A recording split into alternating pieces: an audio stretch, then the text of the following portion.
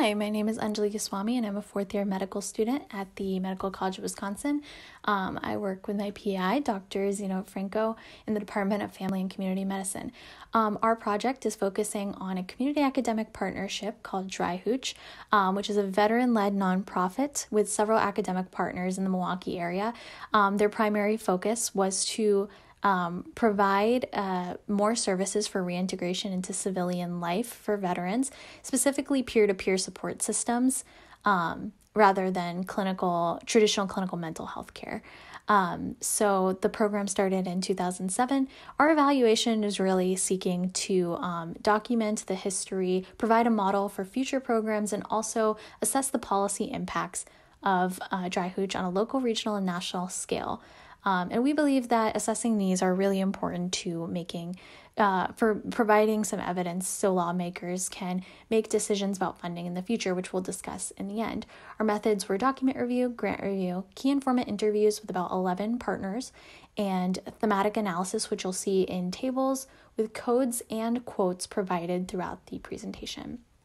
So the results really proved that there were some major successes of the partnership, especially in funding. So in Figure 1, you'll see that the partnership was able to accumulate over $3 million in funding through major grants and through key informant interviews. It was clear that everyone had a consensus that the academic partners played a huge role in bringing credibility to the veteran partners and gaining them these grants. However, there is a problem of sustainability with the DrPH program, and other future programs who are seeking to replicate this model will need to keep in mind that it's very hard to sustain based on grant funding, and there will need to be a more sustainable source of funding. It's something that DrPH is still currently dealing with. In the yellow arrow in Figure 2, these are some of the major successes of the program, and I won't go through all of them. I mainly want to focus on Table 1, which are the major local, regional, and national policy impacts and successes that the key informant interviews revealed. So one of the major impacts was the Quick Reaction Force Manual, which was a veteran-specific peer support training curriculum that DrPH created, and it became recognized by the state of Wisconsin. It became a billable service through Medicaid and Medicare. This QRF manual is actually now being utilized informally by the Chicago VA, and it's also currently in talks with the National VA to utilize the manual as an approved vendor. The iPeer app was also utilized by hundreds of veterans across the state of Wisconsin. It's an app developed by computer scientists at Marquette University, and it was able to reach out and allow veterans across the state of Wisconsin to get peer support services just on their phone via an app. And now these developers are actually being approached to do some studies on opioid and substance abuse in the veteran community, and this data can really be used to guide policy changes, which is a huge implication. A lot of the publications that have come out, dozens of publications from this partnership, have been able to be used by lawmakers to make clinical decisions and by clinicians to be able to highlight the needs of veteran-specific healthcare. And then DrPH was able to actually gain access to some key policymakers, having meetings with U.S. Senator Tammy Baldwin and also U.S. Representative Gwen Moore. And they were also able to have a place on the National Advisory Council in Washington, D.C. These in Table 2 and Table 3, you'll see a lot of the thematic analysis on the local level.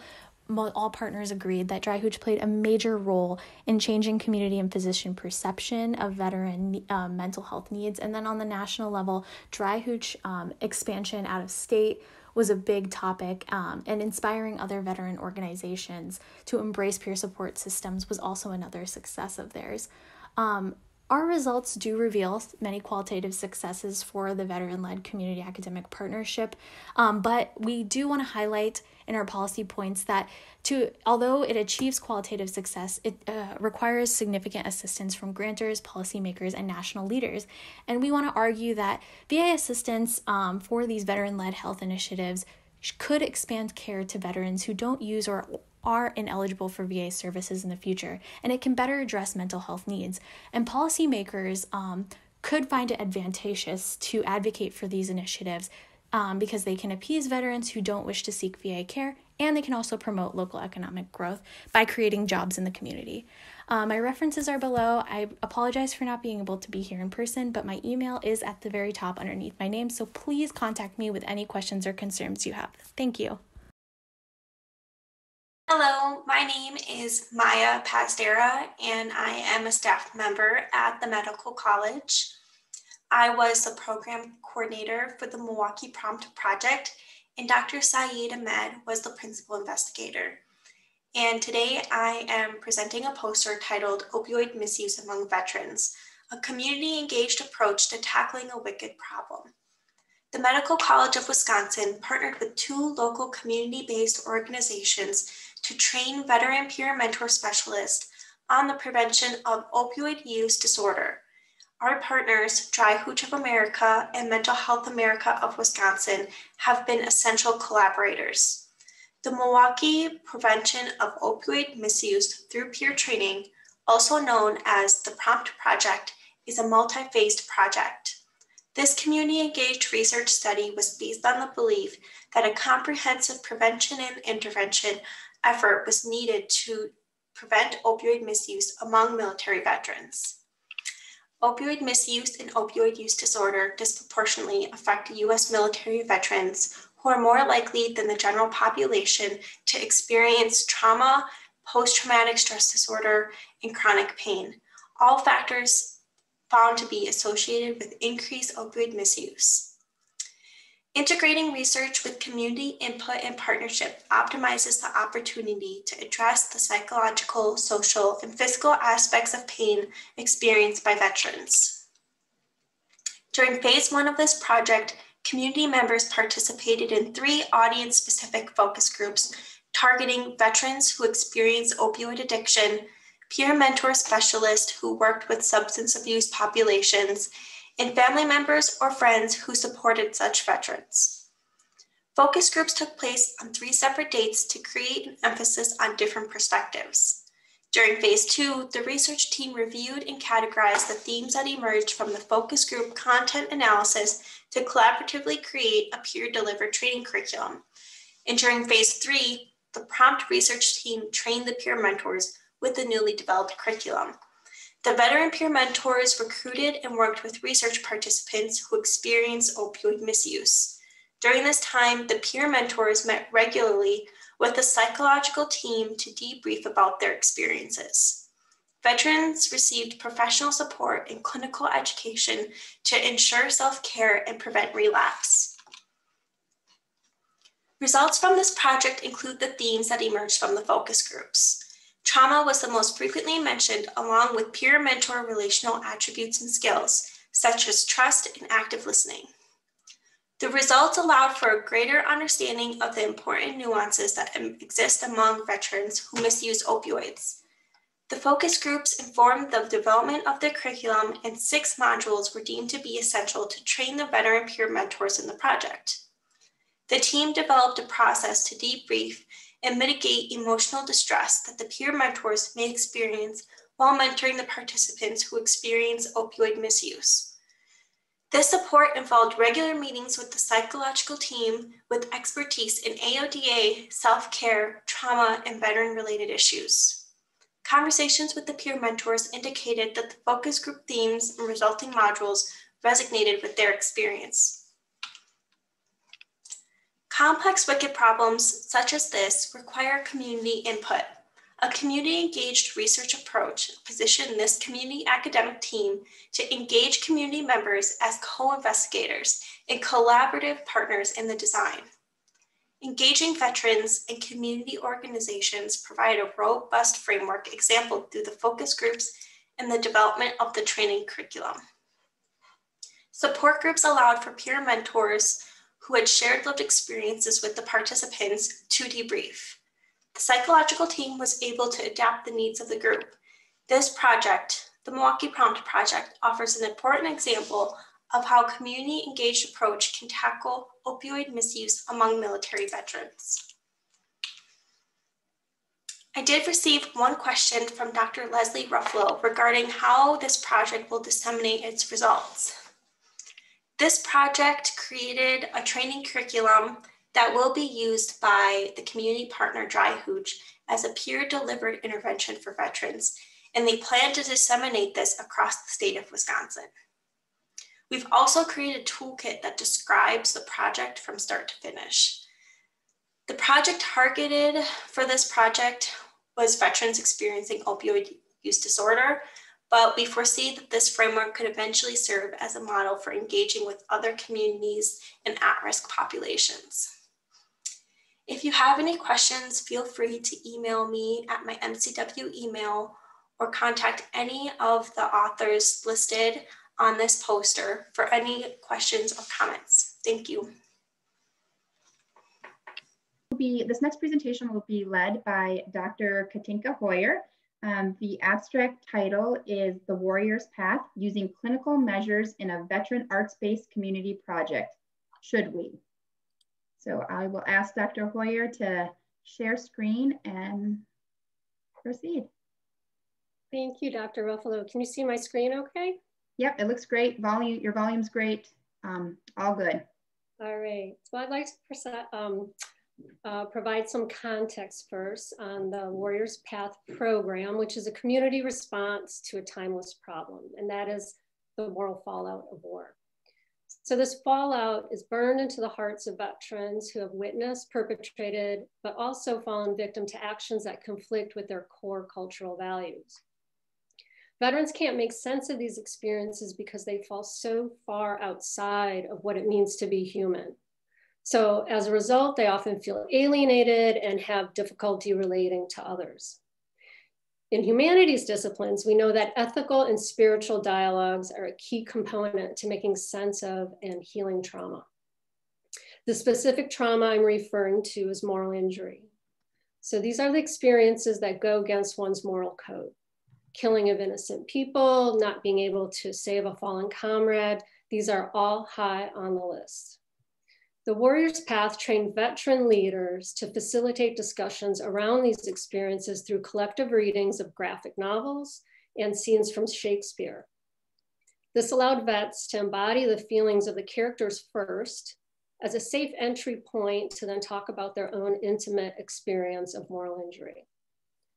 So the challenge for programs like this is, how do we maximize these therapeutic humanities interventions for clinicians? And it's through providing data that matters most to them. So certainly they don't want to refer patients to a program that might make their patient's symptoms worse or risk a crisis. So the methods we used to assess the impact of the Warrior's Path included a validated scale. So this is novel to a humanities intervention. So we used a clinical validated scale to measure the symptoms of moral injury, what clinicians care about most.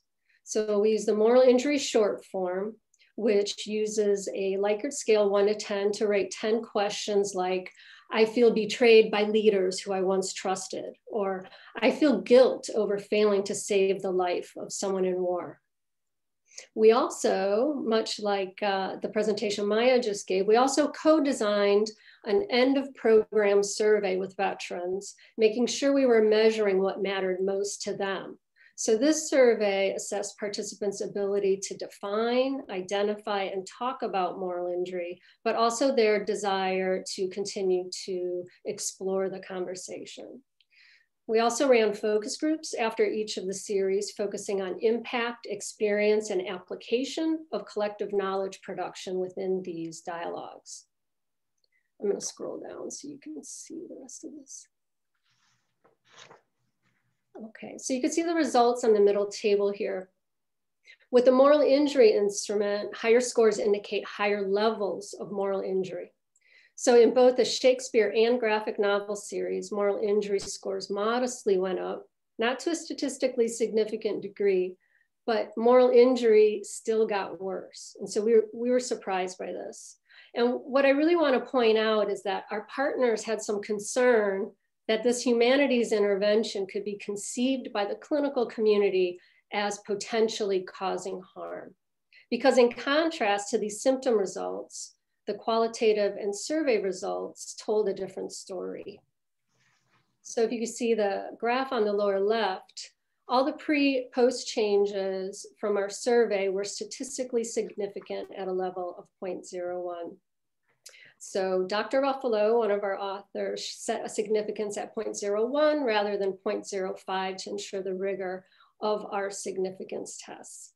So the most dramatic pre-post change was around participants' ability to define moral injury, their ability to comfortably talk about moral injury to friends, families, and strangers, and also an interest in continuing to explore and discuss moral injury.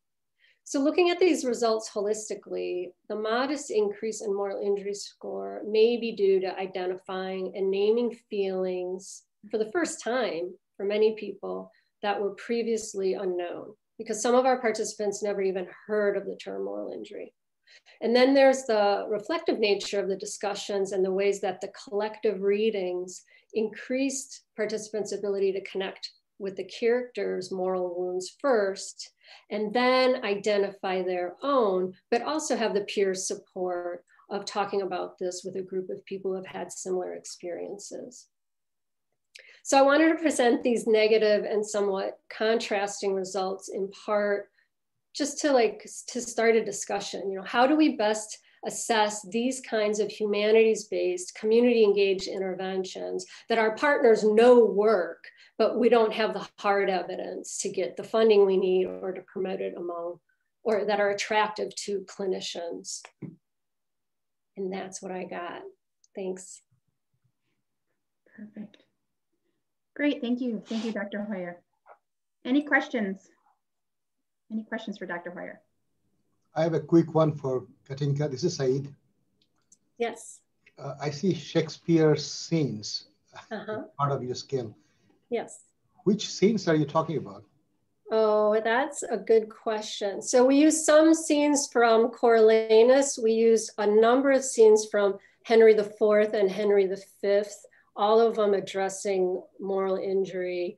And a couple of Coriolanus addresses the betrayal of the community to the soldiers. Yeah. I thought Shakespeare has too many moral injuries. I was wondering which one you chose. Yeah. Well, what was interesting about working with the Shakespeare scenes is that it does show how timeless these moral injuries are. And it also allowed veterans to feel more connected and not feel like they were experiencing something that was new and bizarre. Wonderful. Thank you, Katinka. Great, thank you for that. Katinka, we have another question for you from the chat. So Ben is asking, have there been any reactions from clinicians to these results thus far, and what have they been? Yeah. So you can imagine the results that we've had from the clinicians that we've shared this with have been the N isn't big enough, right? So there were 24 people. But another interesting and I think positive reaction, especially from the psychiatrists and psychologists, was that oftentimes things get worse before they get better. Mm-hmm. And so, so that is probably why we had the symptoms represented, in a negative way. Yeah. Katinka, I think a broader question that I would have is, I know you well, and I know that you have been working a long time on this work.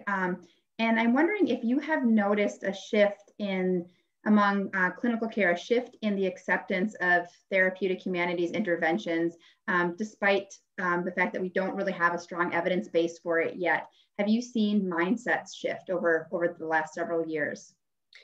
I have because, for example, in our program, the veterans are having these experiences that are bringing up feelings that they're then taking back to their clinicians, to their psychologists. And I can think of one specific example where one veteran reported back and said, my psychologist said she's been waiting 10 years for me to tell her that I'm angry.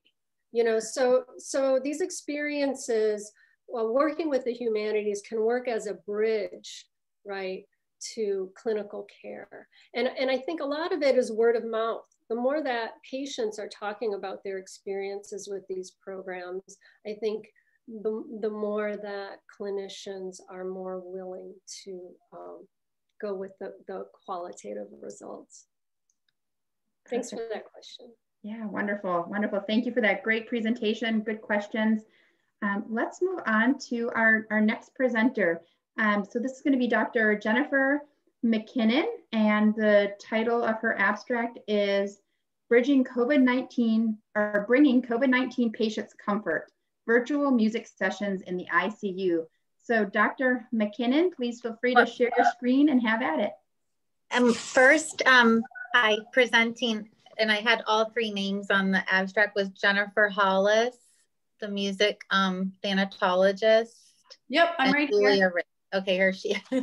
Yeah. So let me just share my screen. Welcome, everyone.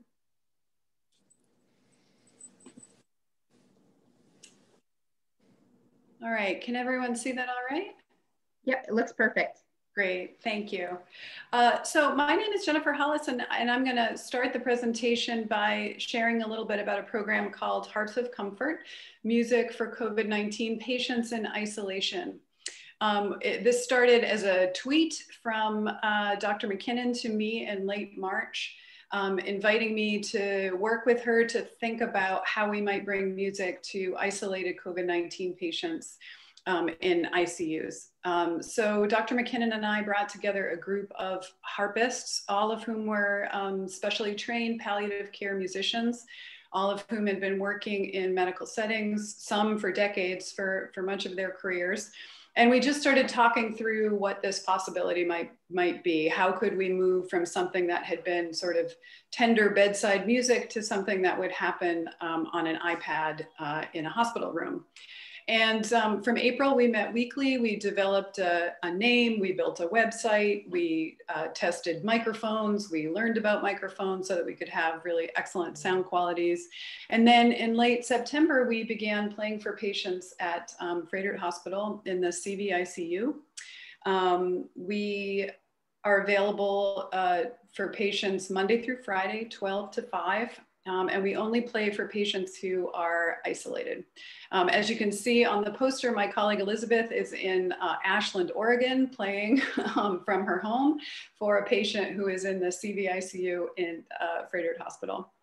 The nursing staff in the CVICU introduces the idea to patients and families and gets consent, offering it to patients. The harpists typically play music sessions for 30 to 45 minutes. And we've started to gather some initial qualitative feedback about the music sessions. We've had 42 so far, and some patients, of course, have had repeat sessions. So I'll turn it over to Julia to talk a little bit about the results. Thank you, Jen. In terms of results, during music sessions, harpists have observed decreased respiratory and heart rates, increased relaxation and sleep, and have heard positive feedback from family members present. Nursing staff have also reported positive experiences for patient care. Clinical nurse specialist in the CVICU, Jennifer Poppies, shared a patient's wife had stated that she felt that the Harps of Comfort visit helped lower her husband's blood pressure, and she herself appreciated the music. With another patient who was very restless, anxious, and short of breath, he agreed to try the Harps of Comfort playing for him. And the bedside RN reported that the patient fell asleep within 5 minutes of them starting to play because he was so relaxed. Harpists themselves report that the remote platform WebEx provides a unique and robust opportunity to provide excellent patient care. One of the harpists shared that it's been an amazing experience for her to see how close the virtual platform brings us to the patient's bedside. It is like being right there with them. Now I will pass it along to Dr. Jennifer McKinnon for some conclusions.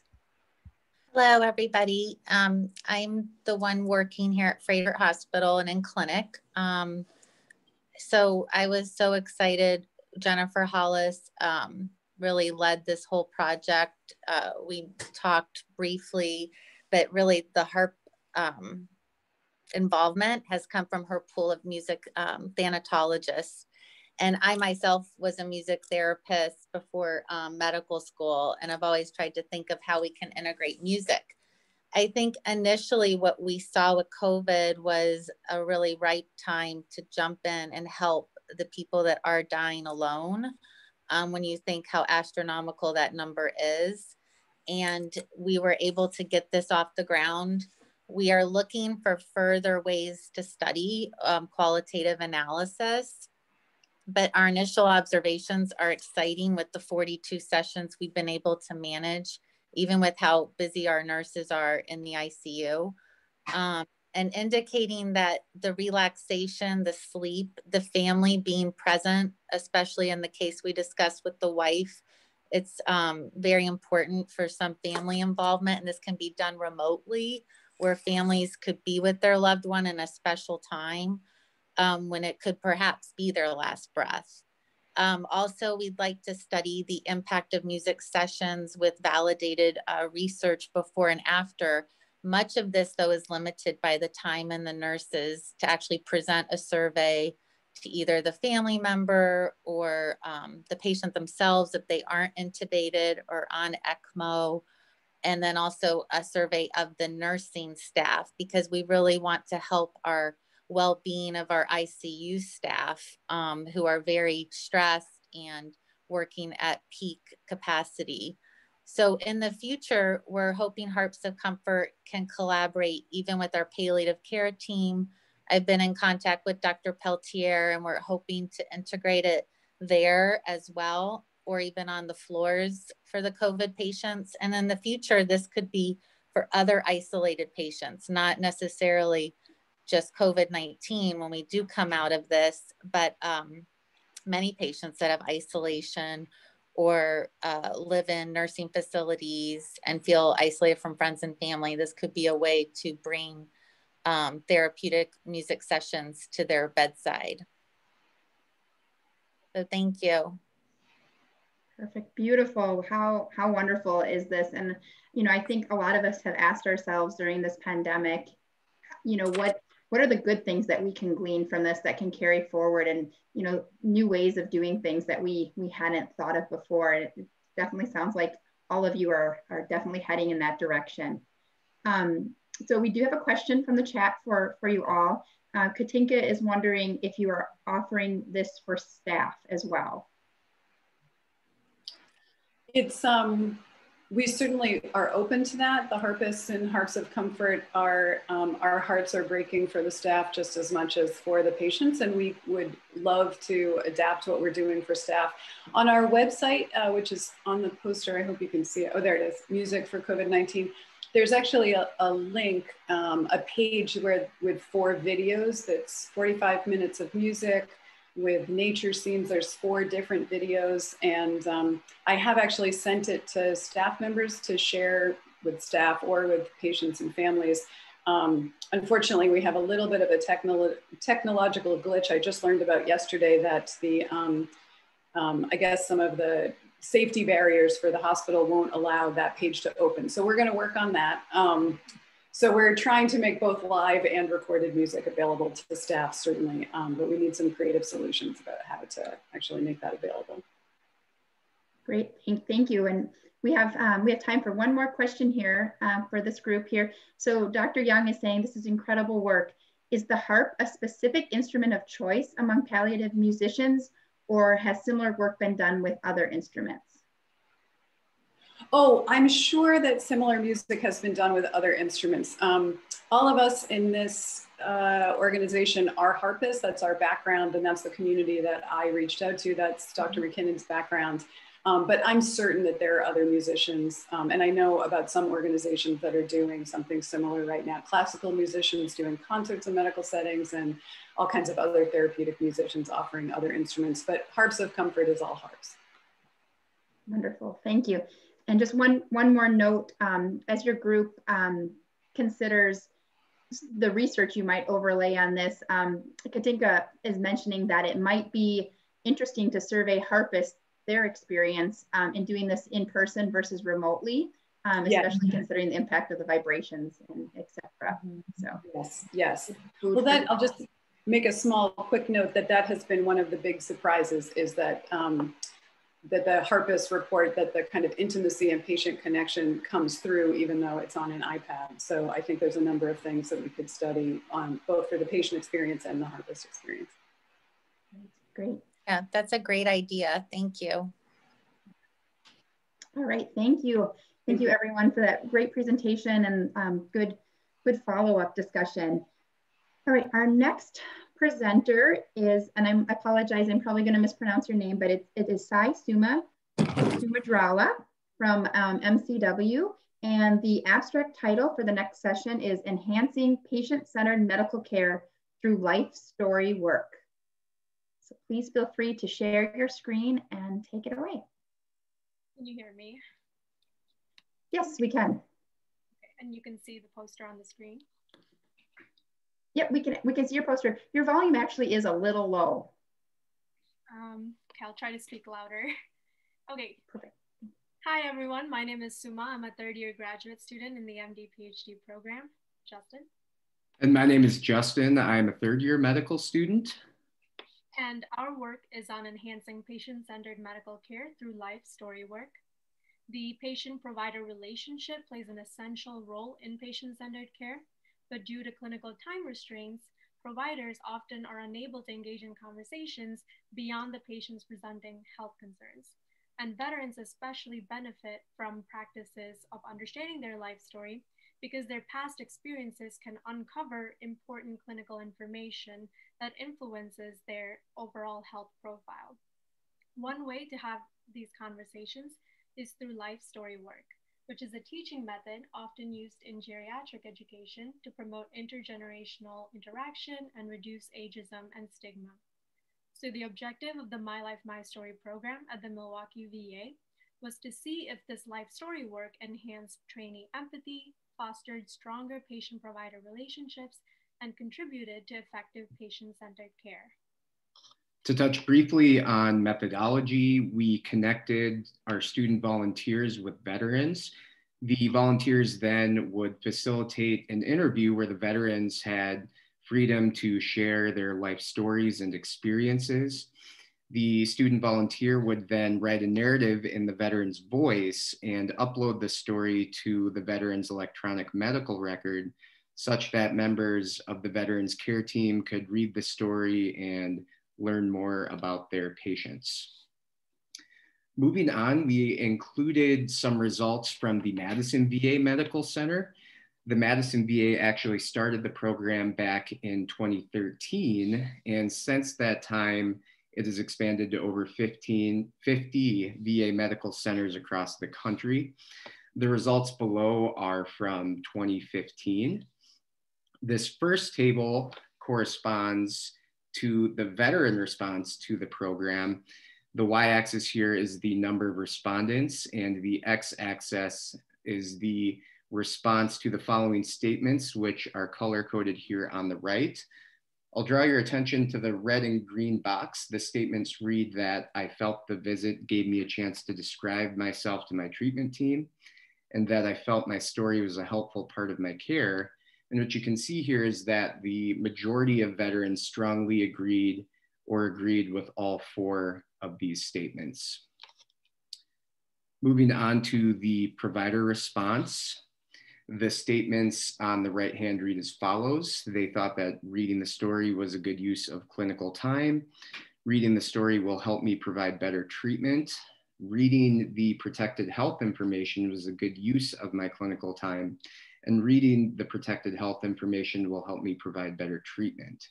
What's really interesting about this graph is you can see, if you look at the red and blue bars, that more providers actually thought that reading the My Life, My Story narrative was a better use of clinical time than reading the protected health information, which corresponds to the green and purple graph, which is an interesting finding.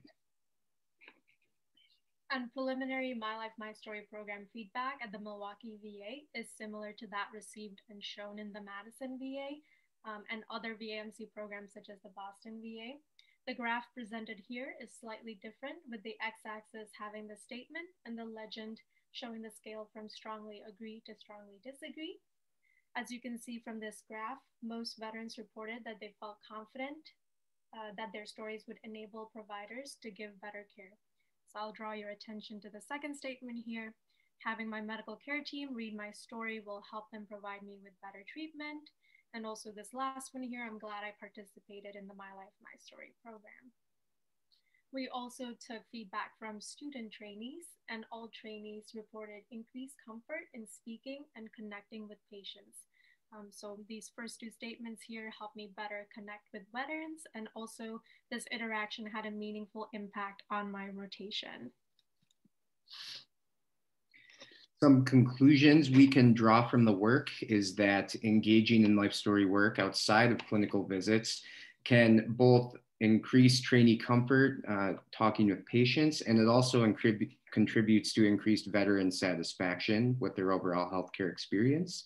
And ultimately, we believe that these stories can help foster an environment in the VA Medical Center where veterans feel accepted and understood.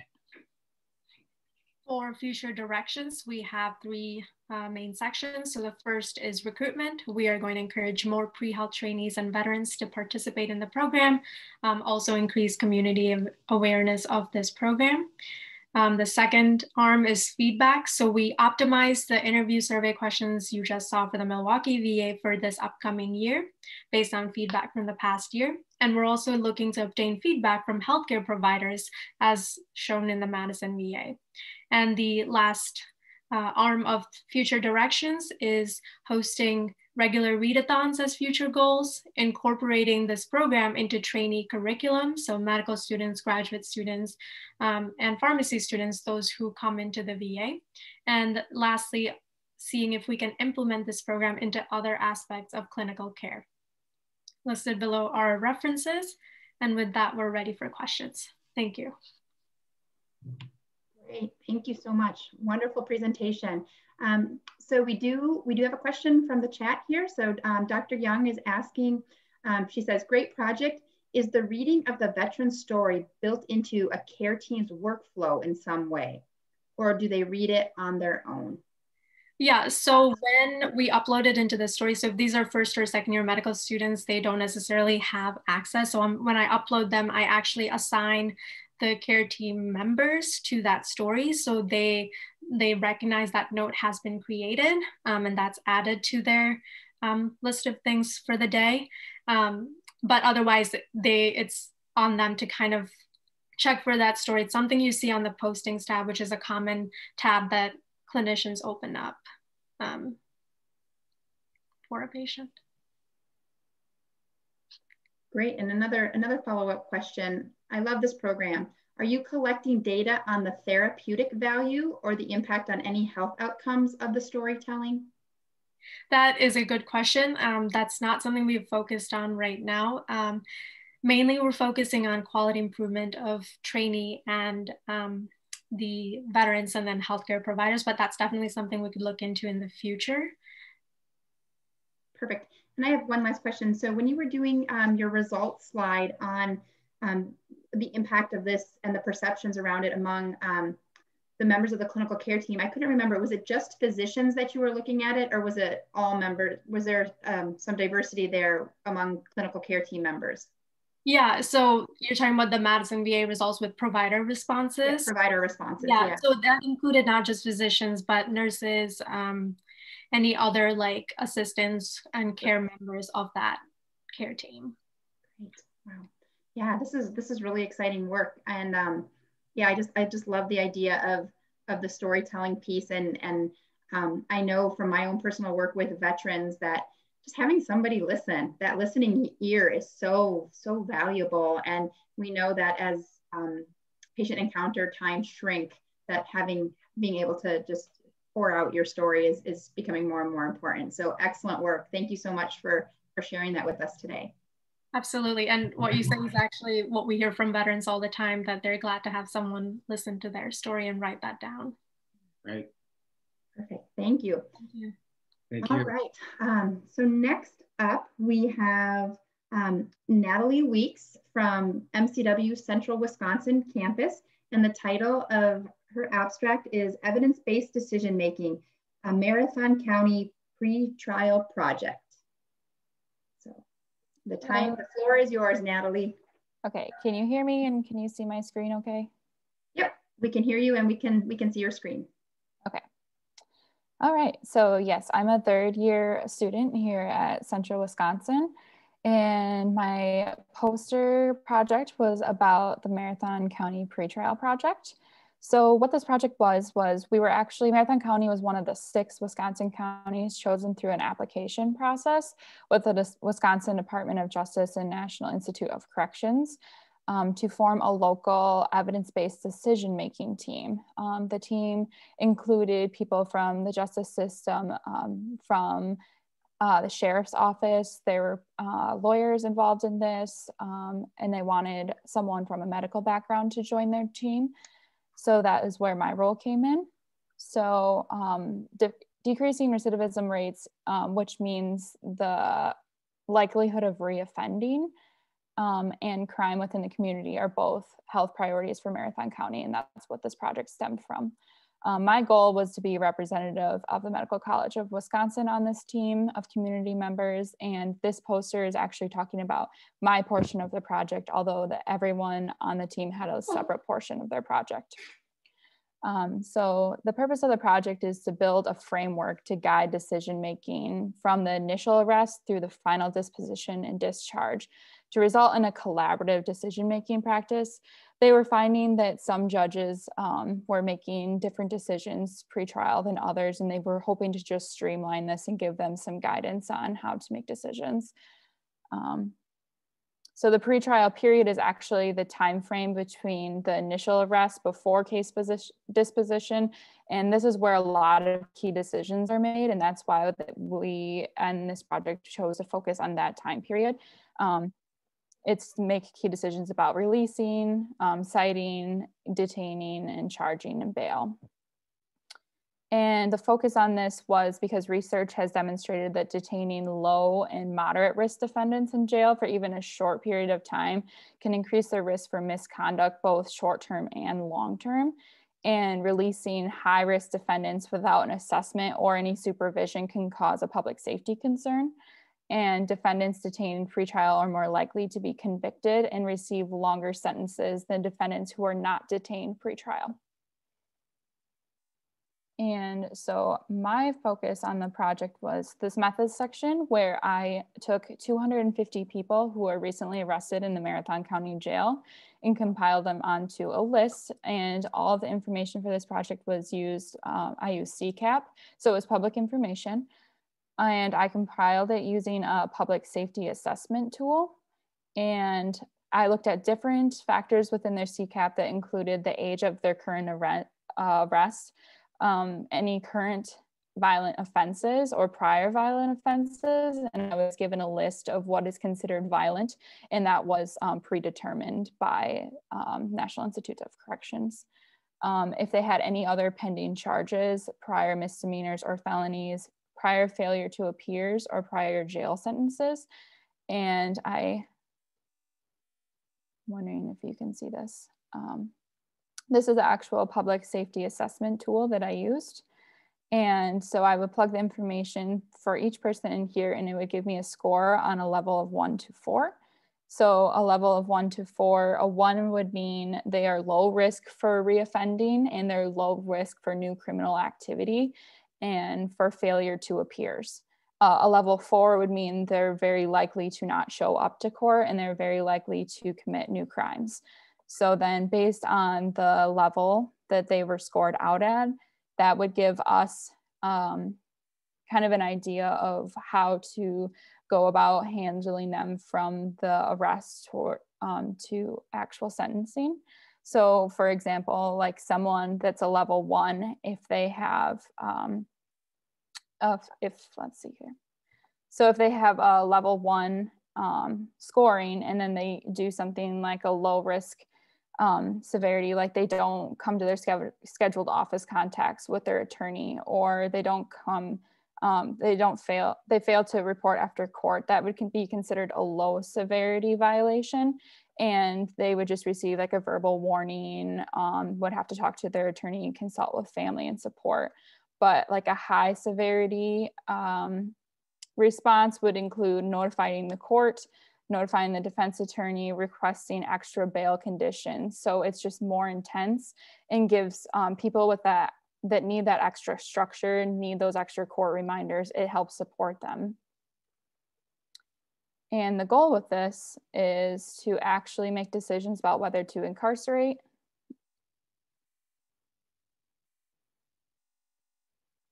and tailor to the individual's need and risk level. That was really the goal here. We want to be as least restrictive as possible with people that come into the jail system, and we want the intervention and the amount of support to match their risk level. We don't want to hover over them and provide too many resources if that's not what they would need, because it's shown that the less contact they have with the court system, the better outcomes they are. And so we want to balance the need for public safety and with the consequences for someone being held, and giving equal opportunity for race, gender, and SES. Solid pretrial support services improve court appearance rates, transparency and accountability in prosecutor offices, and evidence-based workload limitations for public defenders. Decreasing recidivism rates have harm reduction effects on the entire community, and it helps minimize the negative health outcomes of incarceration on individuals and their families.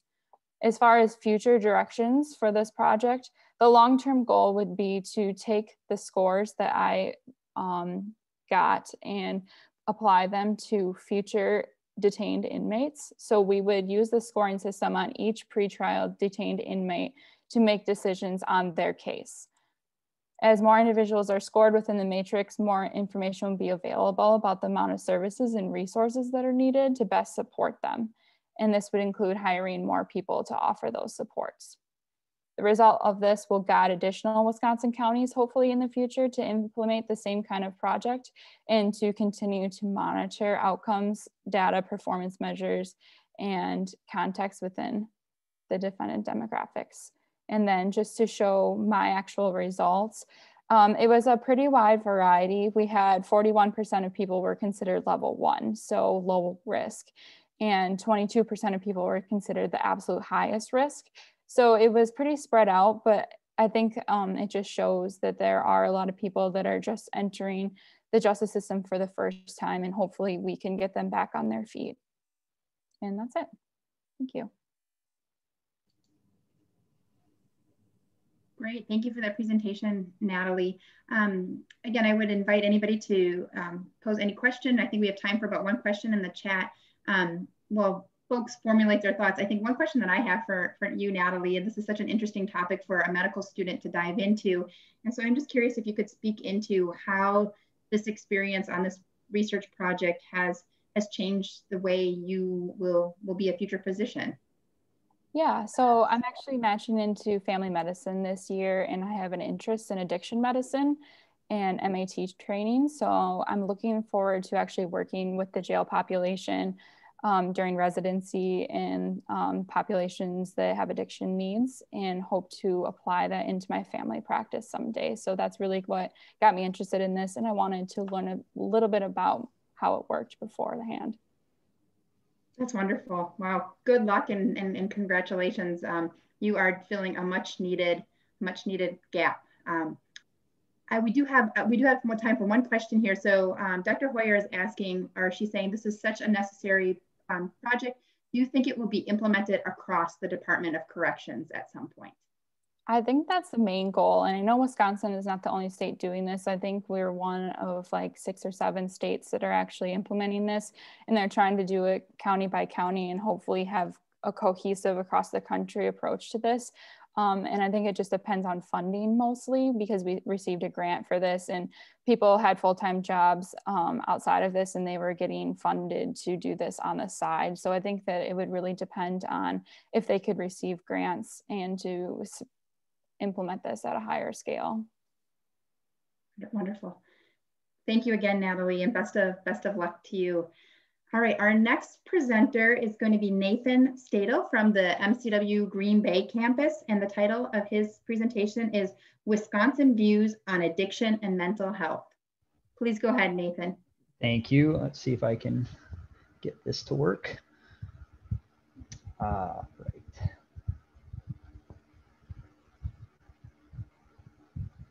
Okay. Oop. I'll start at the end. Okay, sorry, yes. My name is Nathan Steidel. I am a MS3 at the Medical College of Wisconsin in Green Bay, and I did my study on the people of Wisconsin's views on addiction. This is just a little scene of what it might look like, if my poster looks like, if I was able to do this in front of you today. So yes, the views of an addiction in Wisconsin, particularly in Northeast Wisconsin, because it's the place I come from. I grew up in a very rural, very small conservative portion of Wisconsin, which I believe could go toe to toe with any conservative portion in the United States. And so I always found that addiction and mental health were ignored or suppressed, not talked about. And so I really was interested in if there was a correlation to certain social demographics and views on addiction. So my purpose of my study was to discover the people of Northeast Wisconsin's views as they pertain to substance abuse and mental health when compared with the widely accepted scientific knowledge that we have on addiction. And my hopes were at the very least to improve public opinion in the area. And in its grandest day, maybe the data could be expanded on and expanded on outside of Northeast Wisconsin and possibly inform future policies and legislation and funding. So I was able to create surveys using the online platform Qualtrics, and I was able to distribute those via Brown County Alcohol and Drug Coalition for Change. And from those answers, I was able to cross-reference participant responses and their self-proclaimed social demographics. Some of those demographics of the participants taking the survey were age, education, household income, where they're from, their political views. As you can see, most people were 41 to 65, had bachelor's degrees, were from city or suburban areas, made middle class, I guess, according to Investopedia, $80,000 to $240,000 a year, but I could probably argue against that. And describe themselves as moderate liberal or moderate in political view. So the first question I wanted to know was, do you view substance abuse as a mental health issue? And we can see that overwhelmingly, there was about 88%, 90% of people who did agree, some more than others. And only about 6% strongly disagreed that it was a mental health issue or a mental illness. Next, I asked if they believed it was a character flaw or a personal choice. Again, saw a lot of people disagreed with that. They didn't think it was a character flaw or a personal choice. Although I seem to have collected a little less tolerance for drug addiction, where about 5% of people agreed that it was a personal flaw or a character choice if somebody were to become a drug addict versus an alcohol addict. And I always felt it was very important to distinguish those two, especially in Wisconsin, because I feel like as a state, we kind of are more accepting of alcohol than we are of drugs. And, we wouldn't look at addiction in the same way when it comes to alcohol versus drugs. Next, I asked about risk factors, or what participants thought were risk factors. And these are all risk factors: education level, income, family history, where the person afflicted with substance addiction grew up, things. And you can see that, family history, people unanimously said they believed that was a contributing factor, increased risk. Yet only less than 50% of people actually agreed that education level and income were risk factors for substance abuse and addiction. So with that, I was able to conclude or glean that a majority of participants believe that substance abuse is a mental health issue. However, some still fail to recognize education and income as high-risk determinants and put more influence on family history and where the person was from. There didn't seem to be any correlation between any one demographic and views on addiction. However, the sample size and self-proclaimed demographics might be leading to false representations, as well as there could be some selection bias due to the organization I worked with. The participants may have already been seeking to change views on policies and with regards to substance abuse. And so it may have gave it the results a skewed result or a more progressive outlook. And those are my references, and I'll take questions. Great, wonderful. Thank you, Nathan. Again, I would invite anybody to please feel free to unmute yourself or enter a question in the chat. I think one question that comes to my mind, Nathan, so you mentioned that, you know, your results might be a little bit skewed just based on your participants, your respondents. And so you mentioned there was a coalition task force that you kind of used to gain entry to your respondents. So who, could you tell us a little bit more about that coalition task force? I don't remember the exact name of it and just kind of what the charge of that group is. Yeah, it's the super longest name ever. They changed their name recently to that, and I was like, man, that's a mouthful. But yeah, the Brown County Alcohol and Drug Coalition for Change. I forget what they were previous to that, but they essentially work as an advocate to legislation and policies to go around and spread the word of addiction, the awareness of addiction and substance abuse throughout Northeast Wisconsin here in Brown County. Working with, I believe they go to even bars and other establishments to make sure that places are not serving minors and stuff like that. So they're really, as they're in their name, is a coalition of people from businesses and different entities that come there, and they kind of formulate their new strategies for how they're going to get this word out to the public and out to the people of Brown County. So just depending on who was taking these surveys, it could have been somebody who's already trying to make these, you know, this to increase the knowledge of substance abuse and addiction in Northeast Wisconsin, and it could have skewed the results. Okay, great. Okay, yeah. Leslie? Yes, go ahead, Syed. Nathan, it's a very good presentation, very clean, and I think I like your PowerPoint. It is very approachable. So I appreciate, Nathan, your presentation. I have a question for you. Question is, based on the political liberal to conservative, the whole outline you put, was there any correlation between where people stay there versus and to the how they see the mental health, addiction and mental health? I'm sorry, was your question about the political views of the, okay. So yes, the participants, actually, I found that there was really only, if you look back, I think there was only a couple people who reported themselves as being even moderately conservative. And those people were not the ones who tipped the scale in the favor of not viewing substance abuse as a mental illness. I thought that was very interesting. It was people who were proclaiming themselves as moderate liberal, or even very liberal, who actually did say that. Again, the sample size was small enough that it may have be skewing the view, but yeah, that moderate conservative category, that wasn't the ones who tipped the scale towards viewing substance abuse, not viewing substance abuse as a mental illness. So I thought that was interesting. Thank you. Wonderful. Thank you for that really important work, Nathan. And best of luck to you as you continue onward as well. Let's turn it over to our final presenter today. So Ben Ruckey will be our last presenter, who is a MCW medical student here at the Milwaukee campus. I'll let him introduce co-presenters and his topic, but his abstract title is Factors Associated with Tobacco Use in Homeless Adults, a Mixed Methods Study. So the floor is yours, Ben.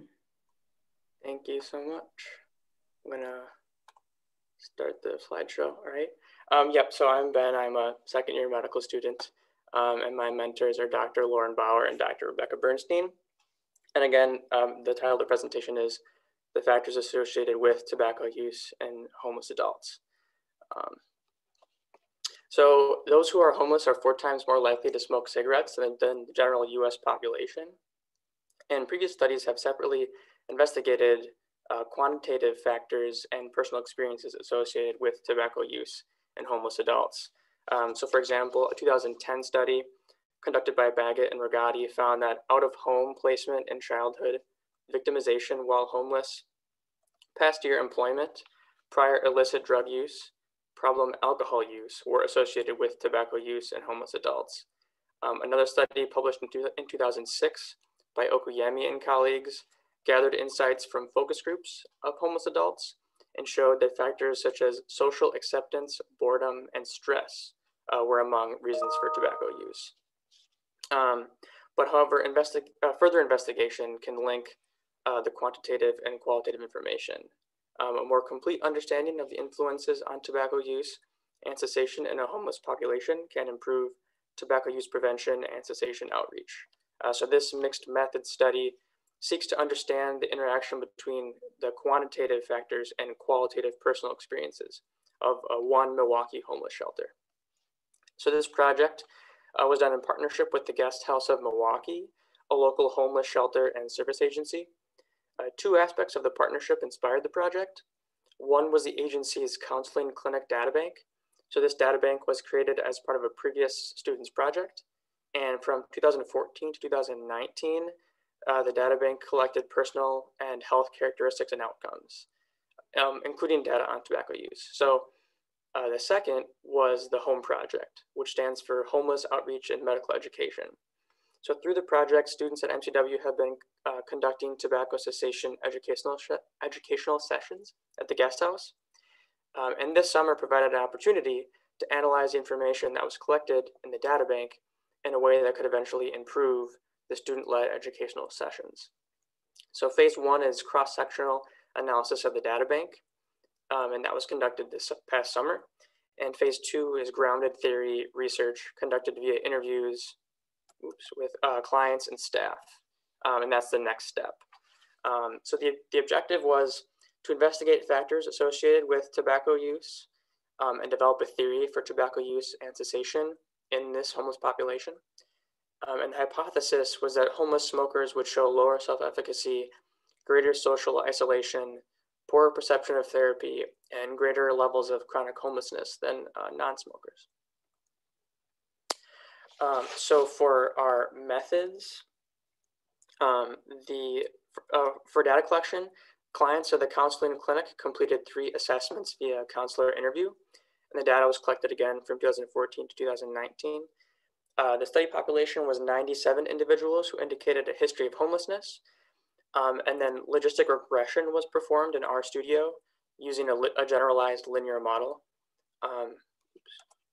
And independent variables were analyzed to predict a current status of either smoker or non-smoker. So for the phase one results, the odds of being a current smoker was higher for those with a low level of education. The odds of being a current smoker was lower for those with state health insurance. The odds of being a current smoker was higher for those with prior substance abuse treatment. And social isolation, self-efficacy, perception of therapy, and chronic homelessness did not seem to impact smoking status.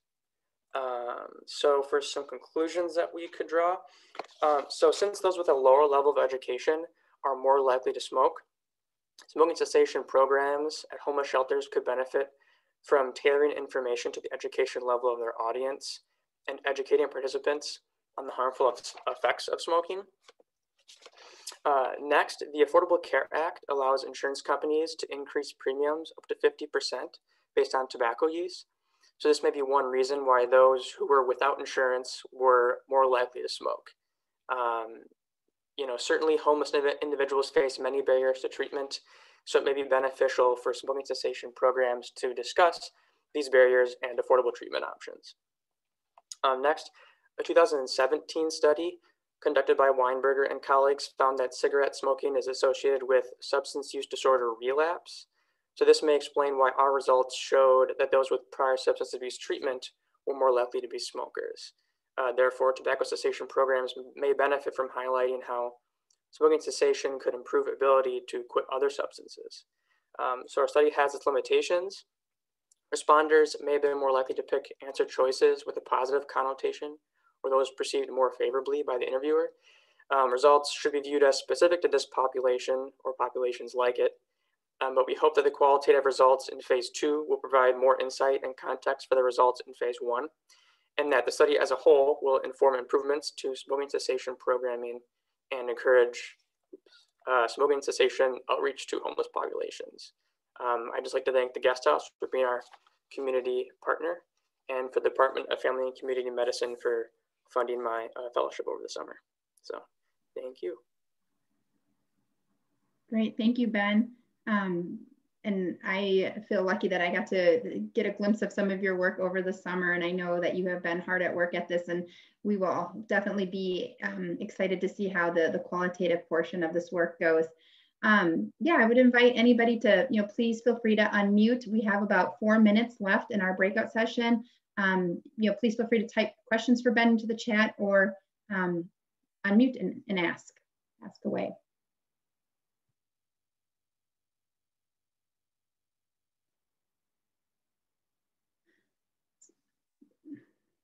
And I'm happy to dive into. So I think, Ben, one of my questions for you would be, have you shared these results back with Guesthouse, and how, how do you anticipate your community partners taking your findings and using them to better serve their clients? And I can see in your conclusions you have some suggestions, but kind of what is the real practical side of it look like?